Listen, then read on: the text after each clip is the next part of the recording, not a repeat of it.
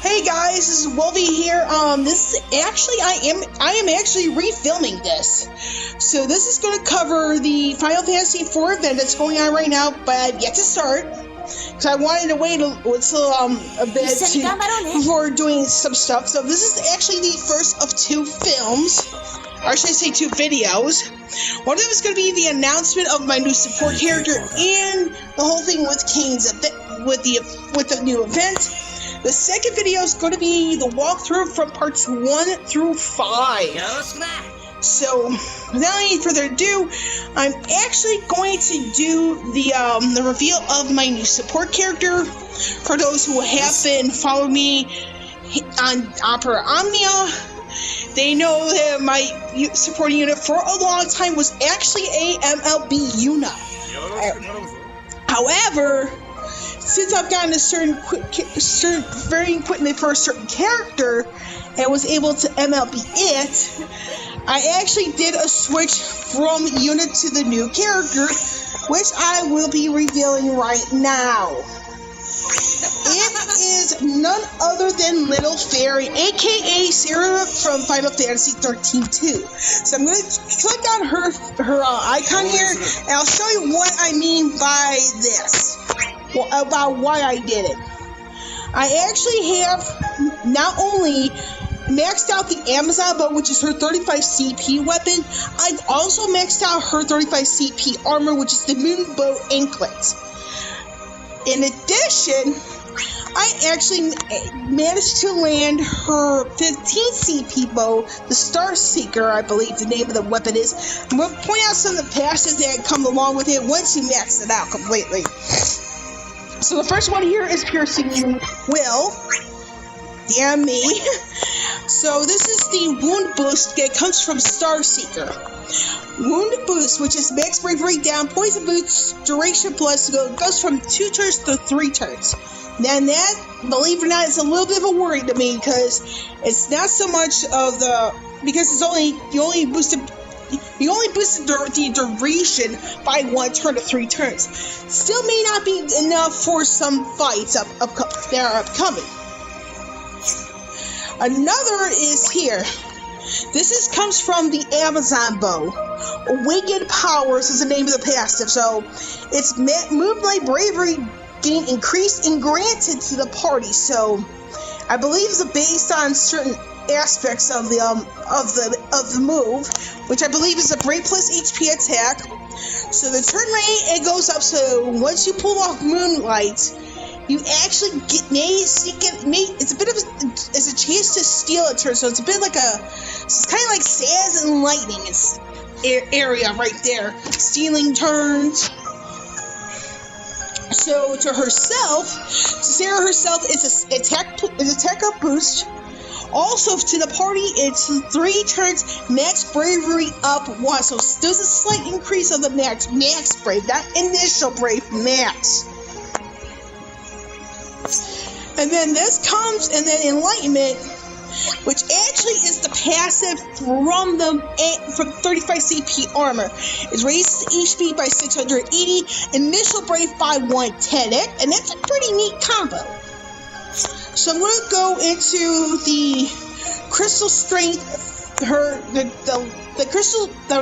passive that comes from the Crystal Strength 50s, which is none other than Etro's Miracle. What it does is slightly raises attack and speed when HP is full at the start of the last wave. So if she's at max HP, she's going to be wanting to hurt people. And oddly enough, when I was doing the artifact farming, I managed to land the following passive. Attack plus 36 and the 2-star version of Etro's Miracle. So I actually have someone who can hit rather hard. So yes, this is my new support character, Little Lightning. And then I am going to go back to the home screen, and then I am going to talk about the new event, which is called the Proud Lands of Baron, which is Kain from Final Fantasy IV. I get to start this, and like I said, this is the first 2 videos. The second video will have the playthrough from parts 1 through 5, which will include the cutscenes. So the main Kain, your ally, there's a cutscene called Betrayal. And like Edgar, he is a spear user. That's his weapon class. And his job class, of course, here with Kain is he's a dragoon. So basically, this kind of puts in the, a bit of his story from Final Fantasy IV to Final Fantasy IV the after years. And if you kind of caught that very last bit right there, Final Fantasy IV and Final Fantasy 13 have one very key thing in common. And that one very thing in common is that they have 2 sequels, which go from, in this case for Final Fantasy IV, you got Final Fantasy IV, Final Fantasy IV Interlude, and then Final Fantasy IV the After Years. Then with Final Fantasy 13, you got 13, 13-2, and then Lightning Returns. So with Kain's command abilities, which is Jump 3, it says grants brave to self based on his own attack, multiplies bravery by 1.2 that unleashes an HP attack. Grants Dragoon's Pride to self for 2 turns. Gungear is a ranged brave attack and HP attack, so it's like brave, get some bravery and HP. So what Dragoon's Pride does is raises attack and max bravery, teaches bravery attack to jump. So what jump does is opponent ranged brave attack with high turn rate. So basically you pull this out, it's a bit of a turn steal maneuver. Not bad actually. Kain's unique 5-star armor, which is the Flame Mail. Get 2 pieces of this unique armor by clearing quests Proud Lance of Bear Part 3 and Part 5. The passive you get from this is called Fortitude, which raises HP by 680 and attack by 72. And you just might have heard the cat just meow right there. That's the fur nephew Jackson. He says hi to everybody, by the way.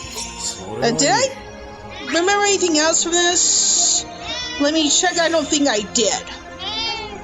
Oh, okay, here we go. Okay, this is called the boss called the Hill Wyvern. So you can probably tell just by the image here what this guy is probably going to be capable of doing. So, this guy is weak to wind and ranged attacks, resistant to fire. So leave that friend at home, kids, and no fire spells from Papa Limo. The Hill Wyvern will normally use several attacks that inflict debuffs.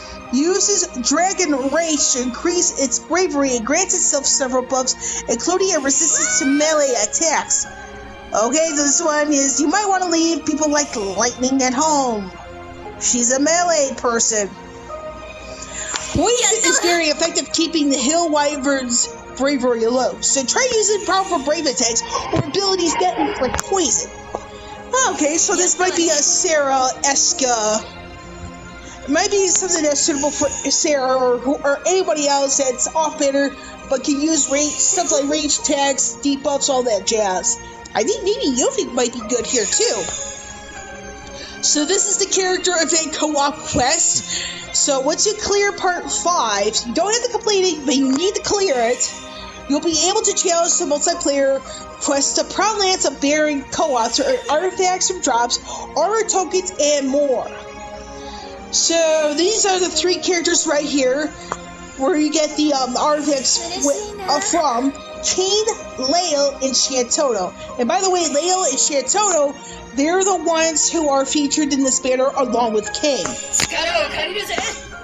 So you got here all the rewards here for doing all the co-ops. It goes up to 1,600,000. Some people say 2,100,600 because you don't get anything from 2 million, sadly.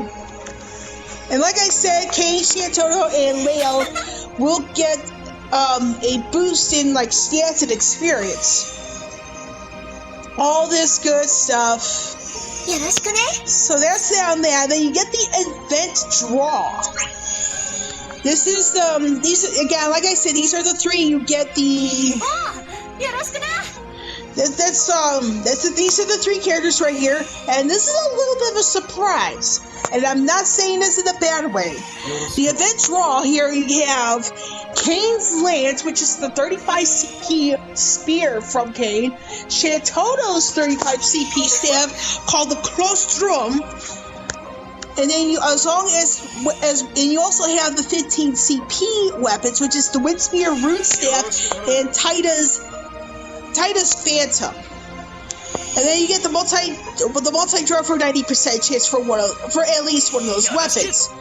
And for my personal experience, I've done some 10+1 draws where I've actually got the starter kit for a couple of people. I've gotten both the starter kit for both Ash and Lightning. Ooh, that's a bit weird of me saying it. Odd. So this is Kain's Lance, and the passive goes with gun gear, increased brave rating and turn rate. Yes. Grants max brave up 1 and attack up 1 to stealth for 6 turns. Kind of like what Celeste has with some of her skills. I forgot which one.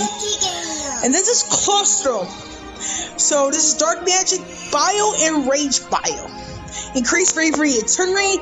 Guarantees poison will be inflicted. This is why Shantoto is in this banner. This is a guaranteed.